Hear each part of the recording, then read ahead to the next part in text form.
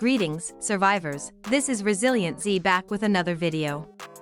In today's video, we're going to talk about the latest Infantry Mech, Warden.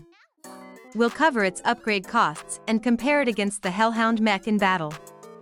As you already know, mechs are a combination of two vehicles. Warden is formed from the Doom Wheel, a Generation 2 control vehicle, and the Inferno Striker Mk1, a Generation 1 vehicle. Since it combines a control vehicle with a Generation 1 vehicle, it's more suitable for control marches. For a proper test, we'll be trying Warden in both Berserk and Control setups. Without further ado, let's dive straight into the details. Before diving into the details, I must tell you that this video contains information from the PTR server. Features shown in this video may or may not be added to the live server, or may be different if they already exist in the game. Before we dive into the battle tests, let's go over its upgrade costs. Warden's upgrade costs are the same as all the other mechs that came before it. The Warden cockpit requires 520 Warden fragments to fully max out. Just like the others, it has 4 skills, 3 of which are sub-skills. Altogether, you'll need 1019 firmware modules to fully max all 4 skills, which is exactly the same as any other mech. Now, let's dive into the battle tests. First up, we have the battle where we used the Hellhound mech in our Berserk setup. In this fight, we lost, and the opponent walked away with 218,408 surviving troops.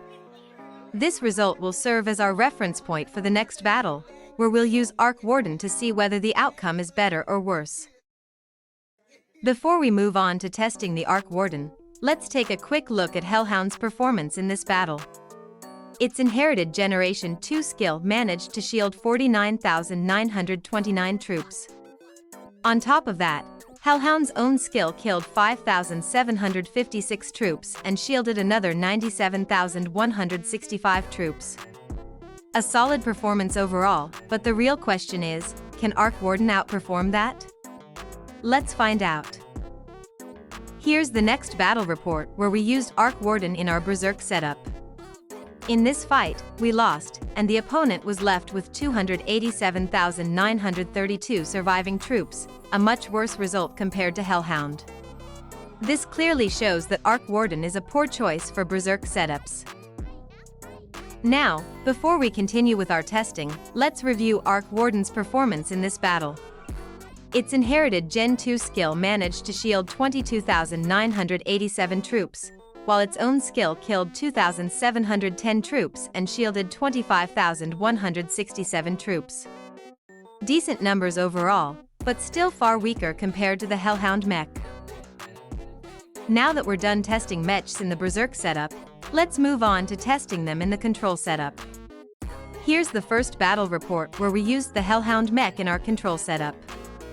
In this battle, we lost, and the opponent walked away with 154,965 surviving troops. This result will serve as our reference point for the next battle, where we'll use Warden with the Control setup to see if it delivers a stronger performance this time. Before we move on to Warden, let's review Hellhound's performance in this battle. Its inherited Generation 2 skill shielded 44,463 troops, while Hellhound's own skill killed 6,929 troops and shielded 75,814 troops. Solid numbers once again, but can Warden deliver a stronger performance than Hellhound? Let's find out. Moving on, here's the next battle report where we used the Warden mech in our Control setup.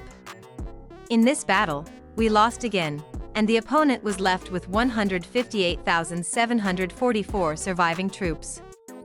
This is a slightly worse result compared to Hellhound, but unlike the Berserk setup, the difference here isn't major. Finally, here's Warden's performance in the last battle.